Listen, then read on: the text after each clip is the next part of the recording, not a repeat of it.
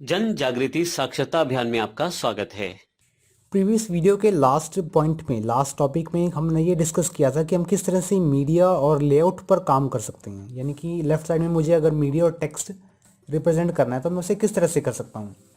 तो मैंने ये डिस्कस किया था कि आप उसे सिंपली प्लस आइकन यानी कि एक नया ब्लॉक ऐड करके बॉटम पे या टॉप पर अगर आप होवर करें तो प्लस के आइकन पर क्लिक करके मीडिया एंड टेक्स्ट ब्लॉक को सिलेक्ट करें और यहाँ से पर्टिकुलर मीडिया को सिलेक्ट करें जो आप सिलेक्ट करके उसे डिफ़ाइन करना चाहते हैं। और जैसे ही आप उसे चूज़ करते हैं और सेलेक्ट करते हैं आप उसे राइट साइड में कंटेंट भी देख सकते हैं।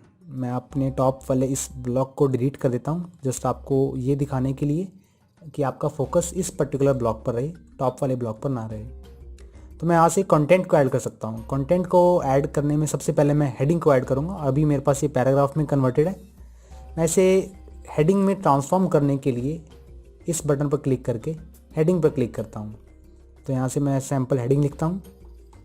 तो मैंने हेडिंग इस तरह से यूज़ की। अगर मैं इसकी हेडिंग को छोटा करता हूँ और इसे करना चाहता हूँ तो उसके लिए मैं यहाँ से कर सकता हूँ। अदरवाइज़ आप यहाँ पर ब्लॉक सेक्शन में इसके लेवल को यहाँ से ऑर्गेनाइज कर सकते हैं। मैं इसे H4 रखता हूँ और पैराग्राफ को ऐड करते हैं। पैराग्राफ को ऐड करने से पहले मैं यहाँ पर डिवाइडर ऐड करूँगा ताकि मैं हेडिंग और पैराग्राफ के बीच में एक सेपरेटर यूज़ कर सकूँ। मैं इसे डॉट सेपरेटर यूज़ करूँगा। अब ऐड करते हैं इसके अंदर पैराग्राफ को। पैराग्राफ में मैं यहाँ पर सैम्पल डिस्क्रिप्शन टाइप करता हूँ अभी के लिए। आप चाहें तो अपने अकॉर्डिंगली डिस्क्रिप्शन या ओवरव्यू इसमें लिख सकते हैं।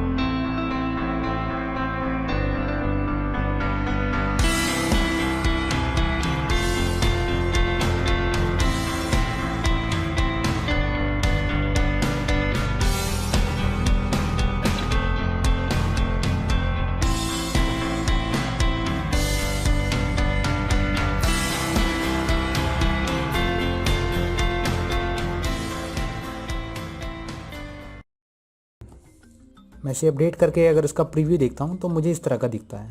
तो बटन पर जाऊँगा सबसे, तो जो मैंने इसमें ऐड की हुई थी ये कुछ इस तरह का मुझे दिखेगा। मैं यहाँ पर डिवाइडर को डिलीट करता हूँ क्योंकि सेपरेटर ये कुछ ज़्यादा स्पेस यूज़ कर रहा है। मैं सिंपली हेडिंग और डिस्क्रिप्शन को इसमें लिखता हूँ और अपडेट करता हूँ। अपडेट करने के बाद अगर आप पर्टिकुलर इमेज के साइज़ को मैनेज करना चाहते हैं तो उसके लिए आपको यहाँ से इसे लेफ़्ट की तरफ स्वाइप करना है। और जब आप उस इमेज को सिलेक्ट करते हैं तो टॉप पर कुछ टूल बार्स अवेलेबल होते हैं जिसमें फर्स्ट टूल बार उस इमेज को ट्रांसफॉर्म करने का, सेकंड वाला उसकी अलाइनमेंट को सेटअप करने का कि अगर आप उसे फुल विड्थ में देखना चाहते हैं तो किस तरह से देख सकते हैं। और अपडेट करने पर मैं इसका प्रीव्यू देखता हूँ तो ये मुझे इस तरह से फुल विड्थ में दिखता है। जिसमें लेफ्ट में मेरे पास स्पेस आ रहा था वो बिल्कुल फुल विड्थ में डिफाइन कर रहा है मुझे।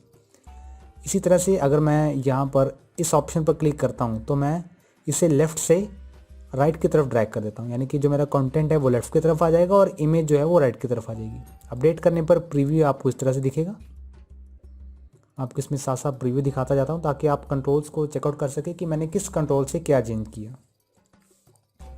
एंड देन आप जब इस ऑप्शन पर सेलेक्ट करते हैं तो आप इसे वर्टिकली अलाइन टॉप, मिडल, या अगर मैं इसे बॉटम करता हूँ, अपडेट करता हूँ तो यहाँ से जो इसका आप प्रीव्यू है उसका चेंज यहाँ से देख पाएंगे। आपका जो कंटेंट है वो कुछ बॉटम की तरफ दिखना शुरू हो गया है जो कि पहले टॉप पर दिखता था। अगर आप उसे मिडल में दिखाना चाहते हैं तो यहाँ से आप उसे मिडल सेलेक्ट कर दें और इसके विजुअल चेंजेस आप यहाँ पर देख पाएंगे। मैं बॉटम सेलेक्ट करता हूँ तो टेक्स्ट नीचे की तरफ ड्रैग हो जाता है। मैं इसे टॉप सेलेक्ट करता हूँ तो ये टॉप की तरफ हो जाता है। मैं इसे मिडल रखता हूँ और अपडेट करता हूँ और प्रीव्यू मुझे इस तरह का दिखेगा। और इसमें बाकी की जो सेटिंग्स हैं वो सभी नॉर्मल सी सेटिंग्स हैं जो कि आपने प्रीवियस वीडियोस में चेकआउट किया। अगर आप इस इमेज को चेंज करना चाहते हैं, एडिट करना चाहते हैं तो इस पेंसिल के आइकन पर क्लिक करें और इमेज को यहाँ से चेंज कर सकते हैं कुछ इस तरह से। मैं इसे वाइड इमेज को सिलेक्ट करता हूँ, ये वाली को सिलेक्ट करने पर आप ये इमेज इस तरह से देख पाएंगे। और स्टैक ऑन मोबाइल पर अगर आप इस ऑप्शन पर क्लिक करते हैं तो मोबाइल में आप इस ग्रिड को थोड़ा सा चेंज होता देख पाएंगे। और अगर आप इसे क्रॉप पर सेलेक्ट करते हैं तो उसका प्रीव्यू आप यहाँ से देख सकते हैं कि आप कितने एरिया को क्रॉप करना चाहते हैं, उसे डिफाइन कर सकते हैं। इस सर्कल से आप ये सिलेक्ट कर सकते हैं कि आपकी जो इमेज का कौन सा एरिया है जो इस क्रॉप वाले सेक्शन में दिखे। मैं यहाँ से इसे इस टॉप के एरिया को सिलेक्ट करता हूँ और अपडेट करता हूँ एंड देन अब अगर मैं इसका प्रीव्यू देखता हूँ तो मुझे टॉप के सेक्शन पर कुछ इस तरह से फोकस होता हुआ दिखेगा। अगर मैं इसे बॉटम की तरफ करता हूँ, बॉटम राइट की तरफ, एंड देन अपडेट करता हूँ तो मेरे पास अब जो प्रीव्यू रहता है इसमें मैं बॉटम के एरिया को फोकस होता हुआ देख पाऊँगा कुछ इस तरह से। बॉटम पर मेरे पास अभी ये जो रॉक है, ये चट्टान है, मुझे ये दिख रही है। लेकिन अगर मैं इसे रिवर्स करता हूँ, इस तरफ ऊपर की तरफ ले जाता हूँ इस फोकस पॉइंट को, और अब अगर अपडेट करता हूँ तो इसका प्रीव्यू देखूंगा तो अब मुझे जो चट्टान दिखनी है वो बिल्कुल बंद हो जाएगी कुछ इस तरह से। आप इसके चेंज को यहाँ से देख पाएंगे।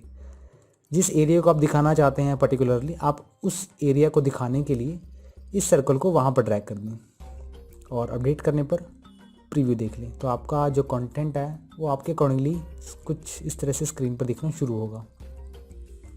तो इस तरह से आप इमेजेस के ब्लॉक्स पर काम कर सकते हैं। मैं इसे वाइड विड्थ करता हूँ कि मैं इसे पूरी स्क्रीन पर नहीं देखना चाहता, बॉक्स लेआउट में देखना चाहता हूँ। यहाँ पर बॉक्स लेआउट का मतलब उस लेआउट से है जो कि थीम द्वारा प्रोवाइडेड है, जिसमें लेफ़्ट और राइट से हमें मार्जिन देखने को मिलता है। फुल विड्थ में हमें ये जो मार्जिन है ये बिल्कुल 0 पिक्सल्स के बराबर हो जाता है, बिल्कुल ना के बराबर हो जाता है।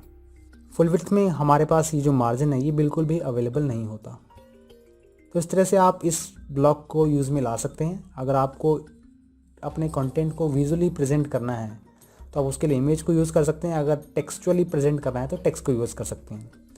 अदरवाइज़ इमेज के साथ साथ टेक्स्ट को यूज़ करने के लिए ये जो ब्लॉक है ये बहुत ही अच्छा ब्लॉक अब तक प्रूवेबल है। और इमेज को लेफ़्ट या राइट करने के लिए, इसके अलाइनमेंट को सेटअप करने के लिए आपको इन ऑप्शंस को ज़रूर ध्यान में रखना होगा। अपने कंटेंट को आप अपडेट ज़रूर करते रहें, अदरवाइज़ आप अपने डेटा को लॉस कर सकते हैं।